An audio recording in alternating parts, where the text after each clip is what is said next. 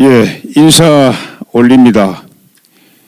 문재인 정권 폭정에 맞서서 국민의 저항 운동을 이끌고 계시는 정광훈 목사님, 또 김경재 총재님 노고에 항상 감사하고, 특히 지난번 문재인 정권 탄압으로 감옥에 갇히셨다가 무죄 판결을 받고 나오신 전 목사님께 인사를 드리려고 예방을 했다가 이렇게 뜻하지 않게 마이크까지 잡게 되었습니다.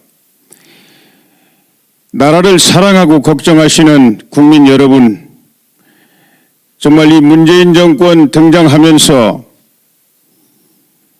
얼마나 고통스러우신 시간을 보내고 계십니까? 저도 여러분과 함께 시민의 한 사람으로 늘 저항의 현장에 함께 해왔습니다. 그러나 나라가 이렇게 된 데에는 정치를 오래 한 저희 같은 사람들 잘못이 너무 크기 때문에 마이크를 거의 잡을 수가 없었습니다. 오늘 이렇게 죄스러운 마음으로 우선 인사를 드립니다. 우리 정치 현대사에서 문재인 정권 같은, 주사파 정권 같은 이런 암담한 벽을 만난 일은 거의 없습니다. 유신 체제가 있었고 또 신군부 체제가 있었습니다. 그때 대통령을 체육관에서 거의 100% 가까운 지지로 뽑는 시대였습니다.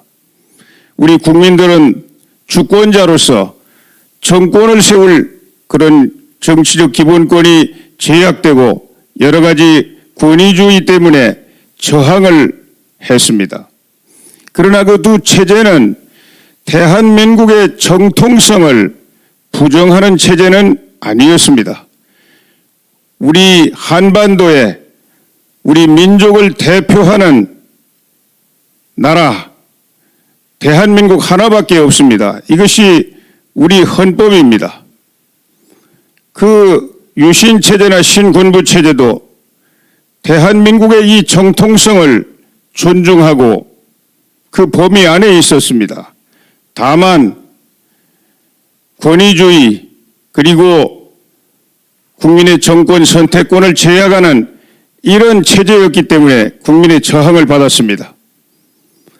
그때 우리 국민들이 저항을 통해서 이 절벽 같은 체제를 극복한 경험이 있습니다. 유신 체제는 부마 항쟁이라는 저항권을 발동하고 또 신군부 체제는 6월 항쟁이라는 저항권을 발동해서 깨끗이 극복했습니다. 그리고 더 위대한 미래로 나아갈 수 있었습니다. 그러나 오늘 우리 앞에 닥치고 있는 이 문재인 주사파 정권이라는 체제는 대한민국의 정통성을 흔들고 있습니다. 북한은 우리 민족 내부에서는 국가일 수가 없습니다. 대한민국을 부정하고 뒤집어 엎으려고 하는 반국가 단체일 수밖에 없습니다. 북한 정권은 북한 지역을 실질적으로 지배하는 실체이지만은 그래서 우리가 그들을 설득하고 그리고 평화적인 통일을 이끌어 나갈 그런 존재로서는 우리가 존중도 하고 대화도 하고 하지만은 그러나 북한은 우리 민족 내부에서는 국가일 수가 없습니다. 그런데 문재인 정권은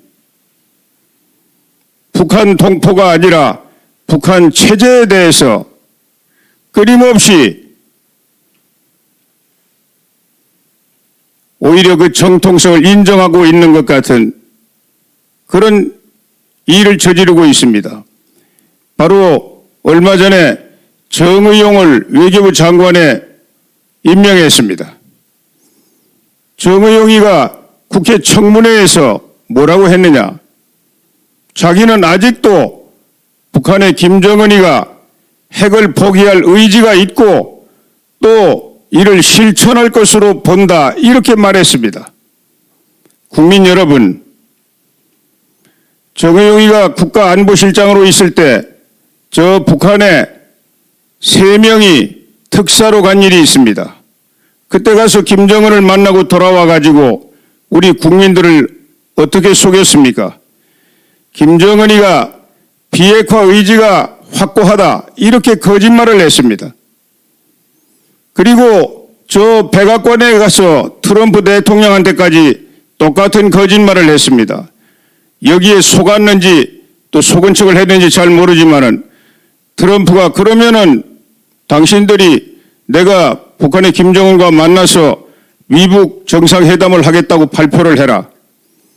백악관 대변인실로 가가지고 정의용이가 전 세계를 향해서 미국과 북한이 정상회담한다는 발표를 했습니다.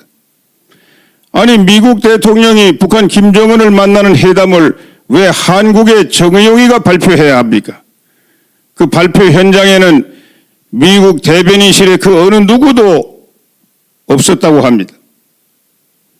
그래서 싱가포르 회담이 열렸습니다. 싱가포르 회담에서 형편없는 합의를 했습니다. 트럼프 대통령은 저기 정치적 어떤 이익 때문에 그랬는지 모르지만은 오히려 김정은의 체면만 잔뜩 세워주고 아무 내용도 없는 그런 합의를 했습니다.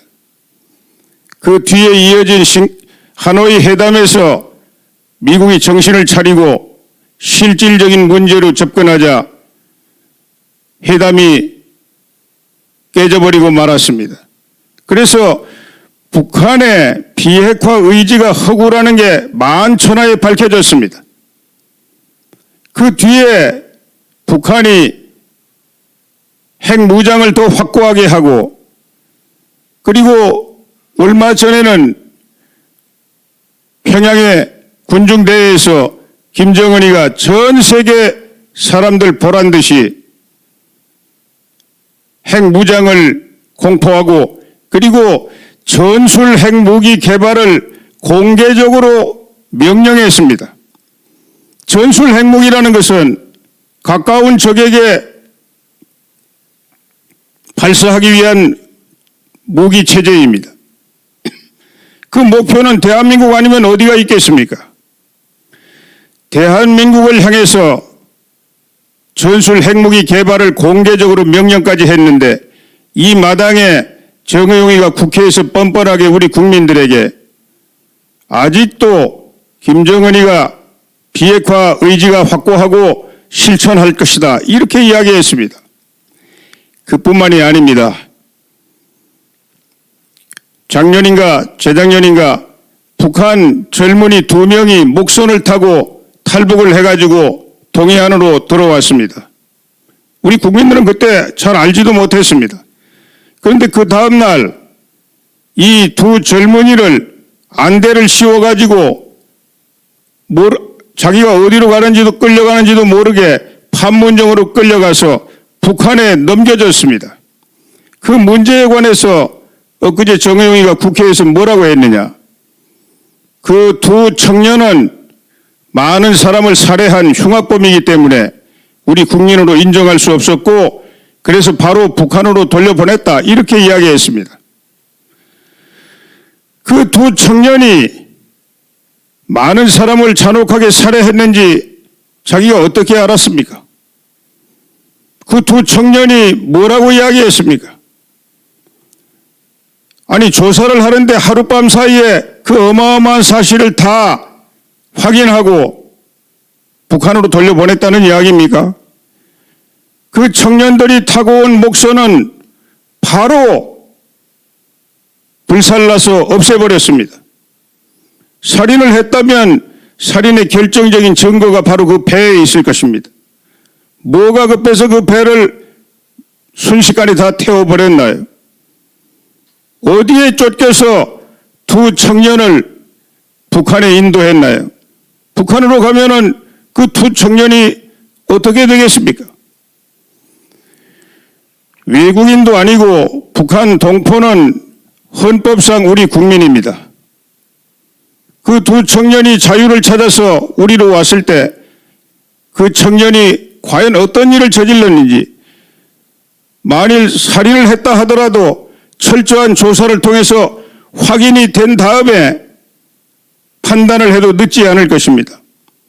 그리고 설령 살인을 했다 하더라도 그 사람이 북한을 떠나 대한민국에 귀순하려고 했다면 우리 국민입니다. 우리가 받아들여야 돼요. 어떠한 수사나 처벌도 우리 법에 의해서 해야 합니다. 정의용이가 저지른 짓은, 이 문정권이 저지른 짓은 인도주의에 반할 뿐만 아니라 우리 헌법과 법률을 위반한 것입니다. 평생 감옥에 있어도 모자랄 중대한 범죄를 저지른 것입니다. 이런 자를 버젓이 외교장관에 임명한 것이 이 정권입니다. 또 엊그제 신문에 요란하게 났는데 지금 최악의 고용 참사가 벌어지고 있습니다. 우리 국민 가운데 157만 명이 실업 상태라고 발표했습니다. 제가 노동부 장관을 해서 잘 압니다. 일주일에 1시간만 일을 해도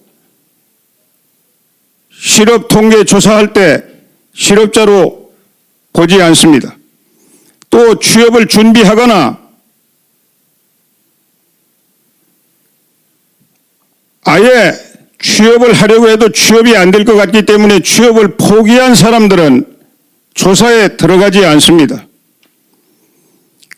이런 사람을 다 포함한다면 실질적인 실업자는 아마 300만 명을 넘어설 것으로 보입니다. 이 문재인 정권이 정체불명의 소득주도 성장이라는 것을 내걸고 우리 경제를 다 망가뜨린 필연적인 결과입니다.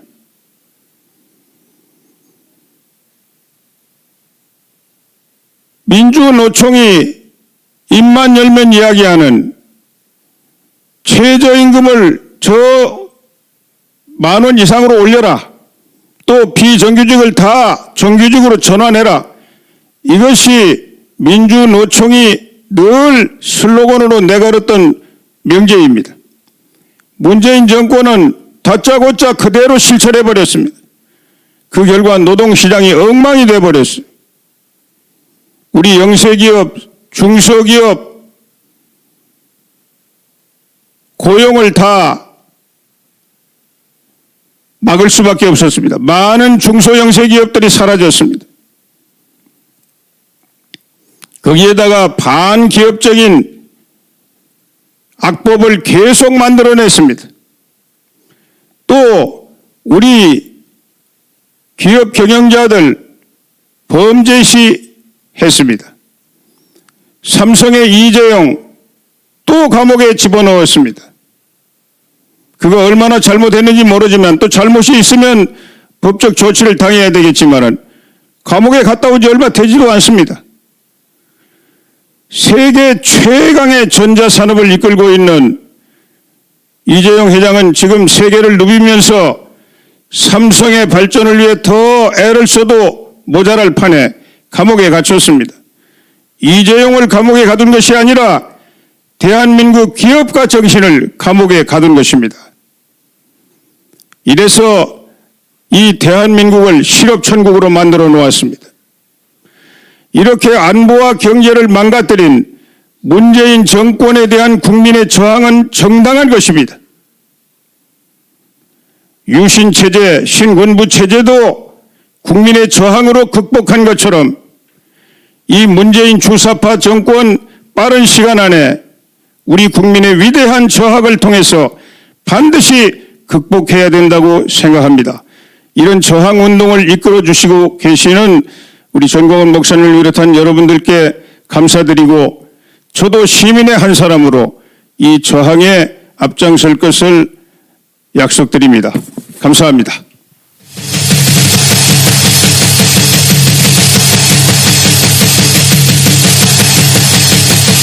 네, 감사합니다.